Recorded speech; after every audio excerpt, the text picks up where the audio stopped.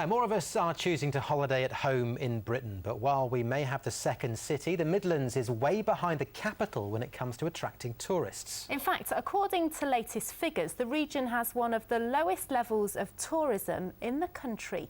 Victoria Davis reports. They call it glamping.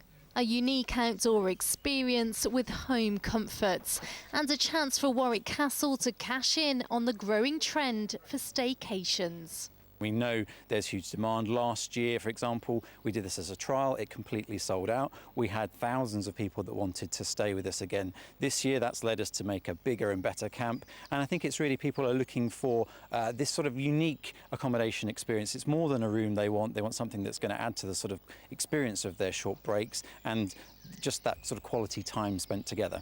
But despite having some top attractions, the number of people staycating in the Midlands is still way below other regions. Spending by domestic tourists is expected to rise by 25% by 2017. 16% of this total will be in London.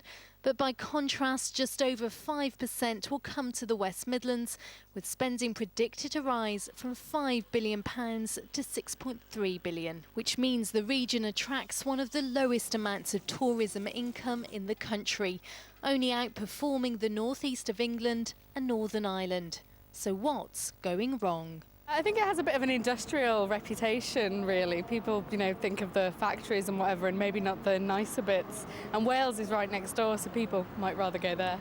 I expect they probably think about the bull ring and the city centre and don't see it as a holiday destination when they don't look at the surrounding area and the countryside that's on offer. People don't know much about this place. Doesn't know, and they know a lot about London and what's happening there, and they know that it's the happening place. So, well, I think it's a shame because it's got a lot to offer. Apart from London, the most popular places to visit in the UK is the southeast and southwest of England. But with a predicted surge in staycationers, many believe the Midlands should do more to tap into tourism. Victoria Davis, ITV News. I did that glamping thing at Warwick Castle. Oh, I couldn't do camping, but I could do glamping. Was it good? It was great, yeah. It was really good. Lovely. It's funny you should do that. Yeah, definitely. Yeah, well, earlier we spoke to Louise Stewart from Visit England, and we began by asking her why the Midlands isn't attracting as many tourists as other areas. Don't think it's not attracting as many tourists as other areas. Actually, the growth figures that have been talked about today, which are based on Visit England statistics, actually show that the West Midlands is growing at the same rate as the national average. So in actual fact, it's a really good story. OK, but in terms of the story that we've been doing today, less people are coming to the West Midlands on their staycations than are hoping to go to other areas of the UK. How do we address that balance? Because we know we've got fantastic places here, vibrant cities, fantastically beautiful countryside, great attractions. How do we tell other people that? I think the difficulty that the West Midlands has is that you've got so much great stuff. You've got a great urban and modern urban environment and a traditional one. And then you've got stunning countryside in areas like Herefordshire and Staffordshire. And some great country towns that it's actually difficult to get single messages through about what really makes you stand out. And so I think it's a case of really finding the things that resonate with the consumer to make you stand out. Louise, how do people who don't live in the Midlands view us?